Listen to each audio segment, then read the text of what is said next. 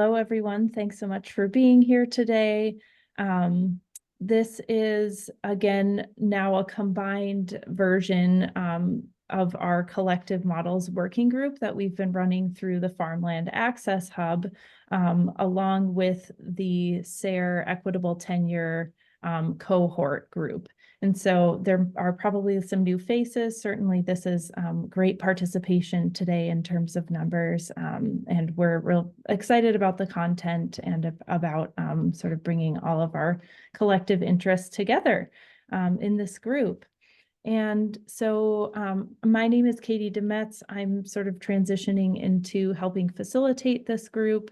And I wanted to just briefly let Katie Kubovcik and Valentine introduce themselves, since those are also familiar names who you've probably seen in working with both of these groups. Katie Kubovcik, and I work with Renewing the Countryside as a land access navigator, and then I've been involved with this collective models working group for a bit now. I also work with Big River Farms and provide technical support to farmers in that context. So yeah, this is great. I'm very, very happy to be starting this series, and it's so nice to see everyone. I'll just say hi, I'm Valentine, and I won't say much because I feel like Kristin and Fran are going to speak to so many of the questions that I have around land and community land trust and similar models. But I will also just ask if the folks who've been organizing it on our side are Naima and Moses and Gary. You three want to say hi. Hello, everybody. Thank you. Looking forward to this, especially to uplift the collective land models, and just been excited with this work, and I'm glad we're finding direction with it. And thank you, Valentine, for stepping up and helping to spearhead some of this collectiveness around this body of work. Thumbs up for being here. It's a really vital space. We are all, just trying to see land access is everywhere, and it's a challenge, we know, but yeah, I think I'm excited. I've been involved in a lot of land access, and I'm learning a lot. But I think being here, a big thing for me is to learn, and so that I can be more useful going forward. Thank you. Thanks, Moses. And then I see Naima is putting some comments in the chat, and wanted to echo what Gary said, and it's having a little bit of a noisy background. Wonderful. Well, I was hoping that since we are a little tight on time today, we could introduce ourselves in the chat. So feel free to put your name, pronouns if you like, and your organization and where you're located. And at least then we'll know who's in the room and get to know each other a little bit that way. And so while we're all introducing ourselves in the chat, I will go ahead and just say that, as I articulated in the last email, we're going to be launching sort of a speaker series here as a way of doing some sort of co-learning around different collective models and projects that are happening sort of across the US, and then of course with our regional Midwest focus as well. And so we'll be lining up speakers over the next several months, but we decided to dive in this month and start with a very interesting project, the White River Land Collaborative. And that is a project involving Fran Miller, who's going to be sharing with us more about that project today. And Fran is a senior staff attorney and adjunct faculty member at the Center for Ag and Food Systems at the Vermont Law School. And Fran focuses predominantly on farmland access and oversees the expansion of CAFS's Farmland Access Legal Toolkit to better serve historically marginalized communities. and is working a lot in collaborative and community land ownership and business formation. And so today she's going to be sharing about the White River Land Collaborative, which is a farmer-led, community-driven initiative out in Vermont to increase land access and farm viability. And for that project, she's been working with our other lovely speaker today, Kristin King-Ries, who is an attorney whose practice centers on community land trusts and other shared equity housing and farm ownership models. Kristin represents CLTs and other nonprofits on a wide range of legal matters, and I have had the great pleasure of working with Kristin in some previous work, and she is a gem. So happy to have both Kristin and Fran here today. And I think with that, I'm just going to go ahead and let Fran take it away. And she's going to talk to us, and then Kristin is going to chime in for a little bit before she has to head out. Yeah, so I'll go ahead and pass it to Fran and share my screen. Okay, thanks so much, Katie. I have some slides that Katie thankfully is going to put up and advance for me, because technology is kind of magical and it wouldn't exactly work for me. So thank you, Katie. And just, I'm so excited to be here, y'all. I do a lot of work on collective land access models. I work with Agrarian Trust closely, and other people reach out to me from across the country who are trying to experiment and do new things that break out of the box of the nuclear family farm model. And so I'm really excited to be with you all. And this is totally a peer-to-peer learning here. I am an attorney, and I do know some things about the law and these matters, but we're really all in this together. So I just want to set that environment here. In addition to my attorney work, I work on a local land project. And as Katie said, and as you can see, we're called the White River Land Collaborative. Katie, you could go to the next slide. So we describe ourselves as farmer-led and community-driven. And here is our awesome all-women project team. 2 farmers, the rest of it, we're all community members. Shelby is on the right there. She's our only paid employee, and she's our project coordinator. You can go to the next slide, please. So these are just some stats that are particular to Vermont. I'm sure that each of your states have similar stats. For us, we really, we'll get into this a little bit, but our origin story has to do with the decimation of the dairy industry, and especially small dairy farms, which make up like 80% of Vermont farm land coverage. We can go to the next slide. So I just wanted to start off by saying a little bit about what we were formed to address. So everyone here knows these things well, but I'm just going to say them out loud. There's a lot of reasons our country needs to be doing more to support farmers who are farming regeneratively, who are using ecological practices, respecting the land, growing food and animals to feed their communities at an affordable price. We all know that this is a public good and it should be treated as such, but that is not public policy. So we have to try some new things at the local level to support you all, the farmers, to be able to feed us, steward the land, combat climate change, and make a living. The cost of land, you all know this, is huge, huge barrier for farmers without capital. So can we create some models of community-based ownership so that in our instance in Vermont for the Land Collaborative, a retiring farmer could sell their land to a community-based entity that then leases the land to farmers with limited financial resources on a long-term basis. In a lot of places around the country, small dairy farmers that don't run industrial dairies have just been hit so hard economically. and they tend to be larger parcels of land with a lot of infrastructure. So how do we create models of land ownership so that if they wish, they can sell their land to other types of farmers for a price that compensates them for their investments? Can we create models so multiple agricultural enterprises can operate on a single parcel in a collaborative and equitable way using good practices?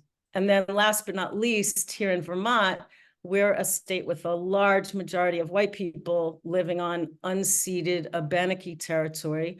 How can we act on our core values of equity and justice and redress past injustices that stem from racism and land theft?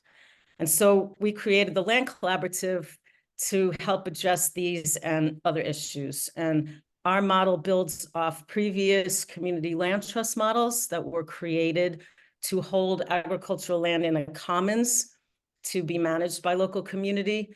And we see this as a project that's hopeful in a time of just a lot of despair.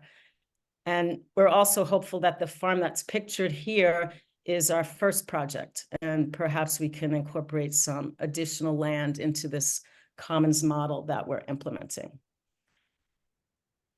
So I want to note that state law is really important here and governs some of what's possible in your state, especially how you organize yourselves legally.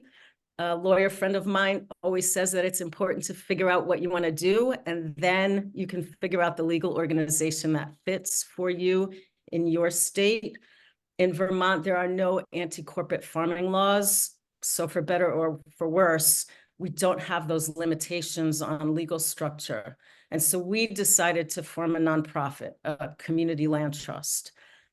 You probably know there are different types of land trusts. There's conservation land trusts that ensure farm and forest land is protected from subdivision and development.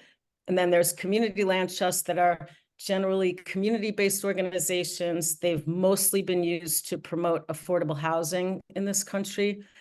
And we had originally planned for the Land Collaborative to be kind of a hybrid community land trust holding agricultural land. And these are all the things that we're trying to do. I don't have to read that.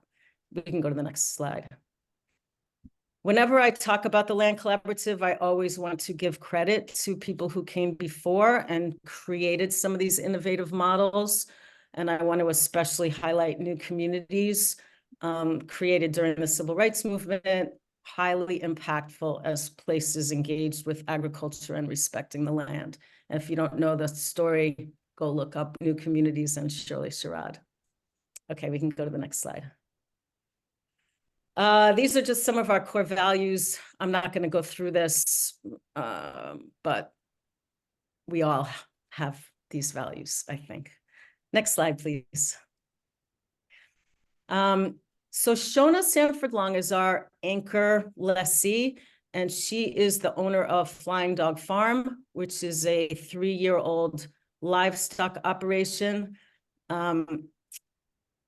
She operates on about 150 acres of pasture. The Land Collaborative only has 60 acres, so she has cows and sheep, and her pigs are all on the land, but she has cows and sheep elsewhere. In addition to Shona's operation, well, just to say something about this slide, our farm is on the top part of this picture.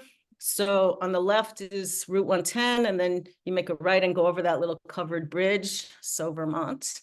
On the right is another property, but on the left is our property, and it's 200 acres. There's 140 acres of forest and 60 acres of pasture and farmstead. And we have a whole project in the forest that is led by a young Abenaki environmentalist, along with a local resident who's a longtime conservationist. And there's really good community engagement, doing a lot of work on invasives, walking in the forest. They found some vernal pools and rich fens. I'm a city girl. I didn't have any idea what those things are, and now I do. And really working to connect community to place. And we're learning just a ton from Emily Bowles, who's the Beneke woman, on the ways that she relates to the land, and excited to see that part of the project take off. More of the infrastructure. This is more on the bottom of the screen. You can see there's a 7-bedroom house, a big house at the top of those trees. Beautiful old 1914 barn, which we'll see another picture of. There's a pole barn behind that, milking parlor stemming out of the barn. That is a big manure pit that the dairy farmer had built right before he went out of business. Yeah, that's the farmstead basically. Okay, next slide, please. Yeah, so here's just another picture of the barn. We plan to renovate this barn and put business into it. And we're looking right now at a proposal that we got to raise the bottom level of the barn, take out the first floor, which is where the cows were milked 50 years ago, 75 years ago, and create some cold storage space and potentially a commercial kitchen and some event space. You can go to the next slide. Thank you. Yeah, these are just some of the forest project goals that Emily has and that we're working hard on. Community, bringing together the whole community is a really important part of this. Next slide, please. Okay, so now we're going to get into a little bit of the legalities. These slides were our original vision, and it's changed a bit over time. So we got on the land in June of 2021. And we started speaking with Vermont Land Trust, which is the big land trust here in Vermont, as soon as we began looking at this farm, since they already owned a conservation easement on much of the cleared land on the farmstead, about the 60 acres, basically. And we could not see how we could raise the money needed to purchase the property in the time frame that the previous farmer needed. They unbelievably believed in our vision, and they purchased the property and gave us, the White River Land Collaborative, a 5-year lease with an option to purchase the land at the appraised value, which was $650,000. And so, as you can see in the diagram, we sublease a portion of the farm to Shona's business, which is Flying Dog Farm, and we sublease the residence to Shona and her partner, and then local farm workers who are here in the summer also lease from us. And our plan is to add additional land-based enterprises as other lessees in the barn, forest, and there is a small amount of acreage potentially available for a small herb or small vegetable production. And we're also looking at the possibility of subdividing the residents to be able to offer more housing. One thing that has come up for us is that our easement, our conservation easement, prevents us from separately conveying the house or any other structures separately from the land. And so our original vision to be a community land trust generally own the land, and they lease by way of a ground lease the structures or the house or the barn or any other structures that are built to the farmer as a way to build equity for the farmer. And in our case, we're not legally permitted to do that unless we change the easement, which is really hard. So we're kind of grappling with that now. I don't have an answer for what we're going to do on that. Next slide, please. So this is just our fundraising. I actually just did some work on this, and we've raised since 2021 $400,000, which is amazing, mostly in smaller donors. About 150 of it is more than $5,000 donors, but other than that, it's mostly 1,000 and below. And we have to raise the money for the land, and we have operating expenses because we have a full-time staff person, and that is just really important because we all also work full-time jobs. And we're working now on our plan to figure out a sustainability and whether we're always going to need philanthropic monies, which is likely, but we'll see where that goes. Next slide, please. Yeah. So that is the project. And I am happy to answer questions. That's all our contact information. We have a sweet little 12-minute documentary that some local filmmakers made about us, which Katie, I could send to you, and people might want to look at that. It's really nice and part of our fundraising. Yeah, that'd be great. Please do. And thank you, Fran. Yay. Do we want to bop to Kristin for a couple minutes? Kristin, how do you feel about that? Yeah, I have a couple minutes, and then but I guess what I'll say is that, first of all, that project really looks great, Fran. And I think maybe what makes the most sense is for me to come back if people are interested, because it's a complicated, it's complicated getting into how you can build equity in these projects and what some of the options are, what some of the pitfalls and challenges are. And so rather than try to give a summary of all of that right now, I think it makes more sense to try to schedule it for another time, if that's all right. Yeah, that sounds great. Thanks, Kristin. And maybe what would be helpful if you want to share just a little bit about like the kind of work that you do and the capacities in which you have worked with Agrarian Trust, just to kind of give a little bit of a teaser for next time. And let me know who you are and what you do. Okay. So I'm an attorney, and I have done work both kind of in the land use, like conservation land use context for farms and access to farmland, which is where I met Katie, working at the Community Food and Agriculture Coalition in Western Montana. And but then my practice for the last several years as an attorney has been in the affordable housing world primarily, and working with community land trusts and helping folks get access to the land and also grow their equity through ownership of things like a home. That's the biggest tool that we have to date. And working with Agrarian Trust has been a great opportunity, and working with Fran to bring kind of those two interests together. I really am excited to see people accessing the land in using it as communities, and also using it as ways to overcome barriers and obstacles that people have faced due to ongoing racism and economic injustice. So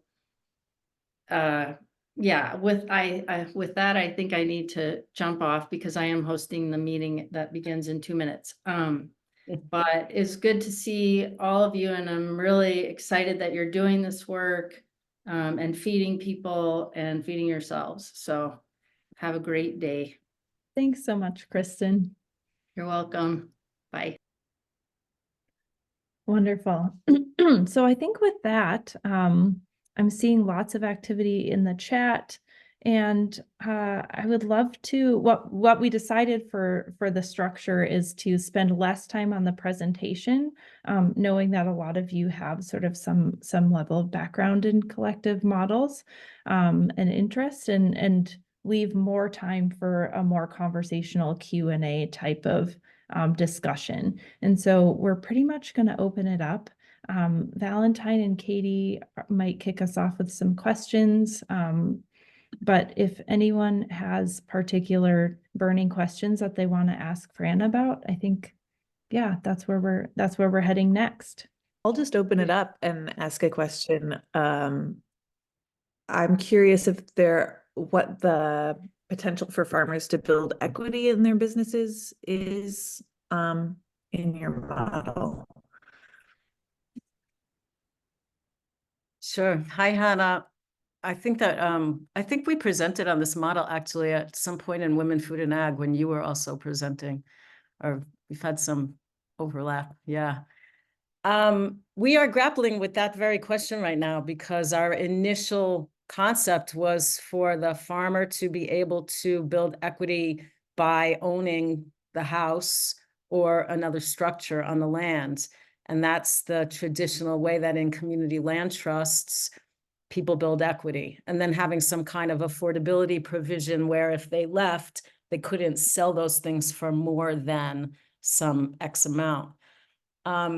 That's not possible for us because of the easement. And so we're throwing around different things.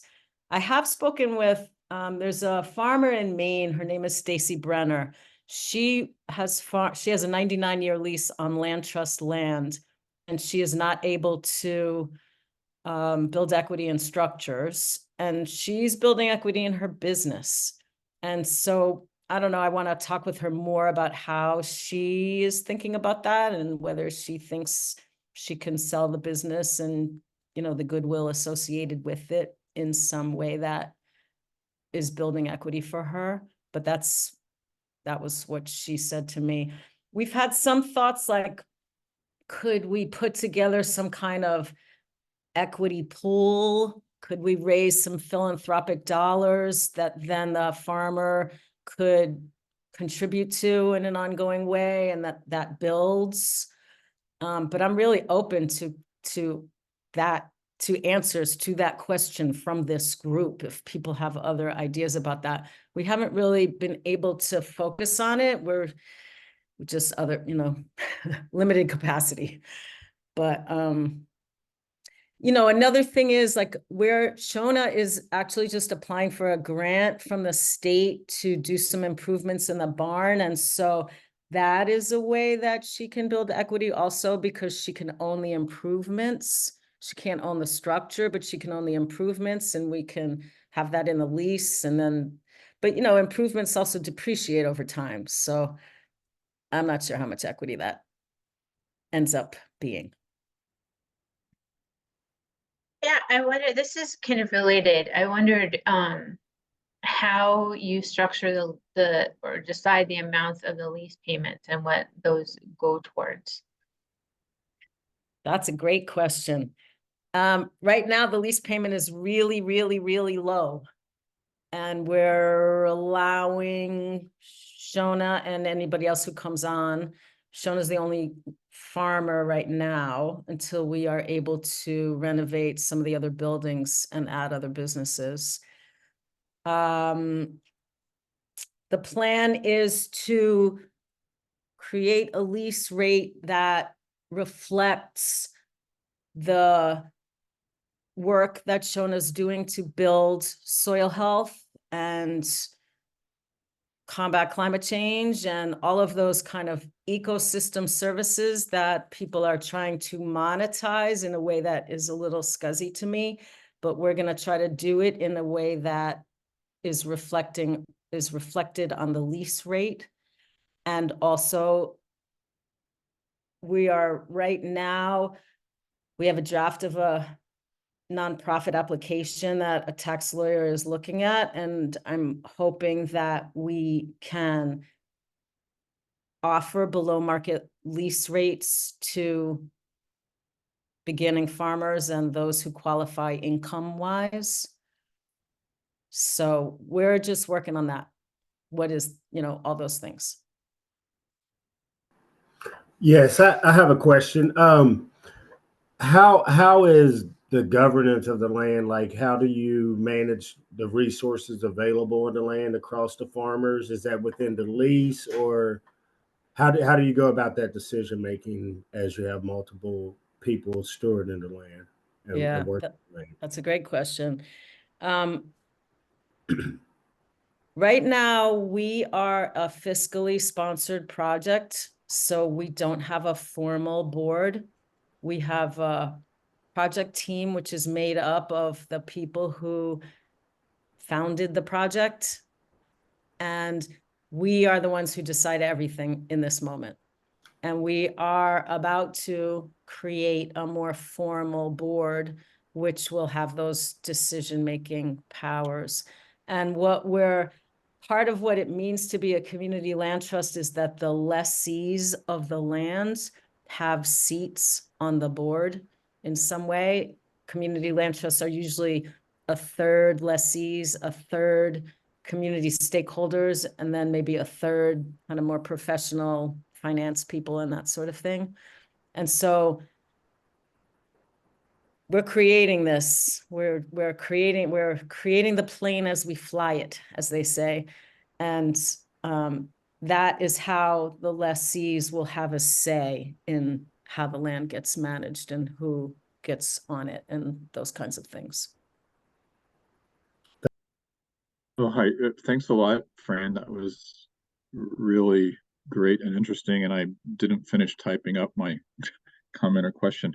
In terms of building equity, I was wondering, and it sounds like this is something that may already be happening, but I was wondering about equity in the livestock. So so your farmer has rental land off farm. That's a good start where there is some livestock.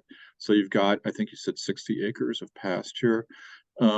So if you, do you guys milk? Does anybody milk?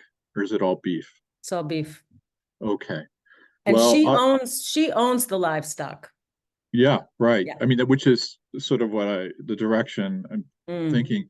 I mean, everybody kind of knows this, but who really wants to milk cows? Like you can do a sustainable, more intense farm milking. And if you had somebody, as a model, right? I mean, it's a place where you could milk clearly if you wanted to. And I just wonder about selling the bred heifers or, just doing something along those lines, since you can't do the land, well, what else are you producing or can you produce that would have value? So, I mean, I think that we just tend to think of, selling the animals. Now, a small beef herd isn't building a huge amount of equity, but still, if you had a market where other people wanted cow calves or something, it's just a thought. I mean, the farmer would need to be interested, it sounds like she's sort of headed down that road already. She does breed her pigs, so that is a source of income for her, is whatever that word is that farmers use for bred pigs. There's a word. Guilt? No. No. Yeah. No, not guilt. Yeah. Okay. She's the sow. I know the sound, but there's something else. Anyway, yeah. Yeah. So anyway, that's my already thought of thought. Thanks, Stephen. Just wanting to circle back to a couple questions that came up in the chat. Jen was asking about equity in the soil building practices. And she's talked with several folks in this group and would love to continue that conversation around land trusts or cooperatives that incentivize soil investment. Anything to say there, Fran? Yeah, the way that we absolutely want to incentivize soil investment. And as Shona says, I mean, basically she would rather be a land steward than a business person, but the only way to make a living and steward the land is to have a business. So the way that we see incentivizing that and compensating for it is in the lease rate. We haven't really talked about that as an equity building thing, other than that if the lease rate is lower, then it would be based on, as Robin says, based on what the regional averages are and what our taxes are and, the cost of running the place. That is a way that the farmer could build some equity if they could save that cash that's not going into the lease. Jen, did you want to chime in at all, or did we capture you there? I was just curious of how you were looking at that. If it was if it was an incentive from the soil itself or not. And I think it's a continued question, but just glad to keep the conversation going around that. Great. Thanks, Jen. And then Robin had a couple questions. Are you basing the bottom line lease rate on regional averages to service the remaining debt, to pay for taxes? And then does that board decide lease rates? Yeah, the board will definitely decide lease rates. As I said, we're still determining all the criteria that goes into that. But yeah, we're working right now on what will the cost for us be to keep this thing going, basically to manage the property. What kinds of rents are fair market value in that, regional average language. We are hoping to raise the dollars so that we don't have debt, but it might not work out that way. And so there might be some debt that has to get paid back. And yeah, that will have to get included. Those are, I don't have an answer really, though, that we're still determining that. And I'd love to hear from anybody else if y'all are working on this and trying to figure this out. Great. Anyone feel free to jump in. I see Valentine has a raised hand. Valentine, do you mind if we do Stacy's question first in the chat? No, not at all. I was going to ask something really similar. Okay, great. Does anyone have a good source of info about what market rates are for these sorts of small scale diversified farms? I know in our area, they are all over the place. I don't know that there's an average. There's some farm owners that lease really low rates. I don't know. We haven't looked into this yet here. This was actually the kind of question I was going to ask of the group generally, because this feels like, so something Fran didn't say is that she's also been coordinating of the, probably many of you have seen it, Farmland Access Legal Tools website. Yeah, I wanted to put that up here. Absolutely, thank you. And it feels like one of the projects that maybe we could work on collectively, because it just feels like we're developing something that's like underdeveloped branch of agricultural economics, like the fair market value. And I think those like the saved operating costs are a really interesting case study, because if you look, I'm from the East Coast, and so there's this really striking capital difference between conserved farms like that Trustees of Reservations owns. Like, they invest so much in the capital infrastructure of their farms. No farmer I've ever known would maintain a farm like that. So that's like right there, that's like a point we know needs mediation between like whoever's setting the rents and whoever is operating a farm. But that also feels like a really interesting domain to say, okay, like that better infrastructure, it's great for everyone. How much is that something that we can write off, like on the philanthropic side? But some part of it could be an equation of like, that's part of your saved cost by farming here. And part of like the culture of that we would be developing is like, that's right there. That's like a piece of what we're hoping people are able to invest in, whatever the equity instruments are. And then similarly, like with what Stephen was saying, part of what I've heard in the conversations we've been having so far is, in addition to milking cows, the examples that we've heard of people who find that they can build equity in an operation are often ones that have like extensive direct marketing, where part of what you're selling is your customer list or your supplier list. Like, the more complicated the logistics are to set something up, the more value it is to be able to kind of get that. And I don't think we've talked about this in this group. Those of you who talk to me a lot probably have had to hear me talk about it a lot, but in Scotland, there is a really long-term history of share milking, which I think is really important. We've talked about it a lot in the urban context as a way to think about the rehabilitation. Like, sharecropping has a really negative history in this country because of the history of racist exploitation that went along with it. And the contrast with share milking is it's like a way simultaneously to mentor people into farming and to transfer the equity of a herd and a farm to new farmers. So I'm just curious, where are our sources of the agricultural economists who will help us build these models into what is taught in university extension. Is that something the cooperative folks are working on?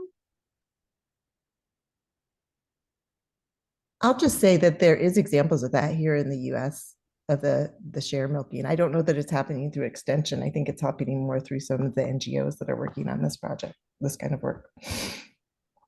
Like the dairy grazing apprentice program and things like that, where things like that are happening. Totally.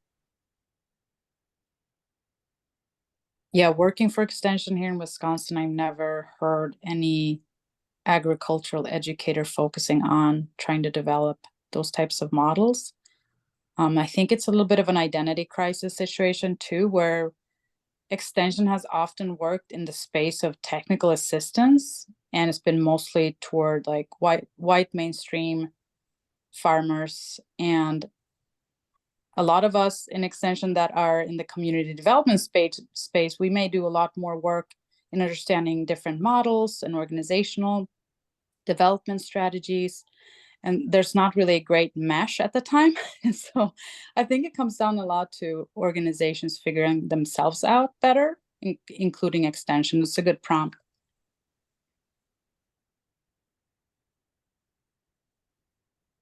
Thanks, Mia, and all. That's great. Super interesting. Other questions? Feel free to jump in, anyone. I was wondering if you could say a little bit more about the housing situation. Is that, so you talk about the restriction with the easement. Is that restricting like new buildings, or does that also limit the current, what you can do with that current farmhouse? Yeah, it limits new buildings, though we do have a carve out. We can build one structure on 1 acre somewhere within the farmstead. We have to get approval for it, but we do have the ability to build one more house. And the current house, we do have the ability to subdivide it, and it's big. And we haven't looked into, I think it's totally possible. We just haven't looked into, we haven't gotten there yet. And they, you know, the Land Collaborative as a nonprofit entity would have to own that. And so it would be another long-term lease situation. But, you know, long-term tenure is a good thing to have. Does that answer, Katie? Yeah. So it sounds like there's potential for multiple families to live there. It still doesn't address the equity issue, but yeah, but we have a little bit more housing, and housing is a big issue in Vermont. There's very, very little farmer housing, little affordable housing. A lot of people are working on it. Yeah. Mm-hmm. I'll just leave it there. Yeah. Rumbi, I'm curious, on the same, is it possible to have multifamily units, like apartment buildings? There's not a lot of apartment buildings here. It's pretty rural. But we could do like a duplex type of thing where there's two separate, we could divide the house into two separate homes, and they could be like duplexes, so 2 stories. We could do that.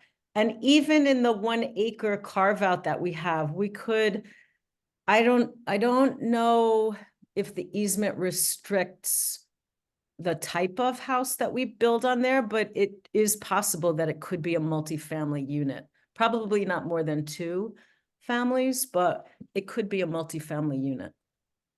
It's really, I have to say, it soured me a little on easements. It's really important to know what the easement prevents before you get on the land.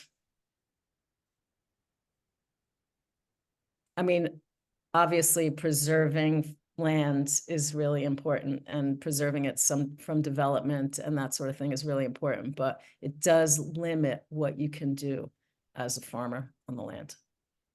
So I'm thinking maybe we have time for 1 or 2 more questions, and then I just want a couple minutes for kind of closing out. Any other burning questions that folks want to jump in on?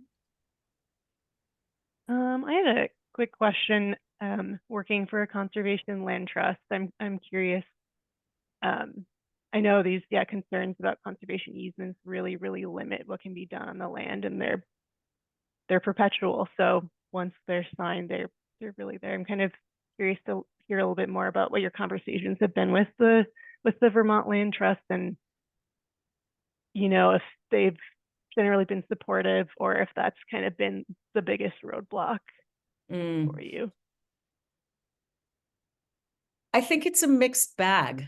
Vermont Land Trust has been really supportive in that they literally bought the land so that we could get on it, and so that they could lease it to us with an option to purchase. And they have a program, I think it's called Farmland for Farmers, where they do that. But we're a different entity. We're like a nonprofit kind of entity. And so it's really different. They were taking a chance on us to be able to do this. And so that they've been very supportive in that sense. Not all easements are this strict in terms of separate conveyance. I have seen other easements that do not prevent separate conveyance. So there might be other land trusts that you all deal with that, their normal easement doesn't do that. And I don't really know if I asked why it did in this one, but I didn't really get a good answer. And we're inheriting this easement. That's the other thing, is that, the person who's on the land when the easement is put on the land has much more say in what goes. And we had absolutely no say in this. This is inherited. So I think that the land trust is trying to be more open to other ways of conserving land. I will say that, but it is a big ship to move. And I think that land trusts generally, not every single one of them, but a lot of land trusts are trying to get out of their box. Yeah, I would say that's kind of where we're at, but I know it's a big thing to change. Yeah. But they can be really limiting. Yeah. Thanks, Lydia. Great question.